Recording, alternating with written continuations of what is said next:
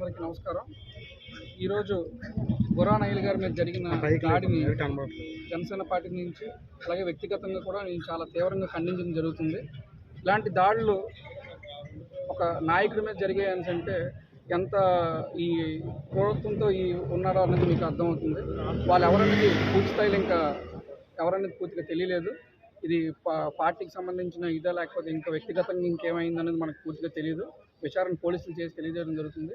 మేము పోలీసులు కోరుకుంది, ఎస్పీ గారిని, జిల్లా యంత్రాంగాన్ని కోరుకుంది ఒకటే, ఖచ్చితంగా ఈ దాడిని మీరు చాలా అట్మోస్ట్ ప్రయారిటీతో తీసుకొని ఆ అయ్యల్ గారికి అలాగే వాళ్ళ కుటుంబ సభ్యులందరికీ కూడా న్యాయం జరిగేలా చేయాలని మేము కోరుకుంటున్నాం. వాళ్ళు వచ్చి పూర్తి స్థాయిలో వాళ్ళ అమ్మగారిని, భార్యని అనగొన్న మాటలు చాలా దోషించడం జరిగింది. ఆ దాన్ని తట్టుకొని ఎందుకురా మీరు అలా మాట్లాడుతున్నప్పటికీ ఆయన మీద భౌతికంగా దాడి చేయడం జరిగింది. తీవ్రమైన రక్తస్రావంతో ఇక్కడ రావడం జరిగింది అయ్యల్ గారు. నిజంగా మేము చూసి చాలా బాధపడుతున్నాం. ఇలాంటివి ఎప్పుడు ఇంకా జరగకూడదు.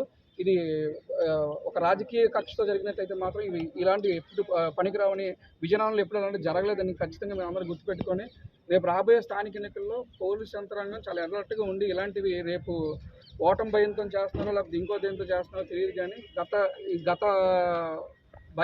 గత జరిగిన ఇంక క్రూరత్వం ఇంకా పోలేదు వాళ్ళు. అది కానీ జరిగితే మాత్రం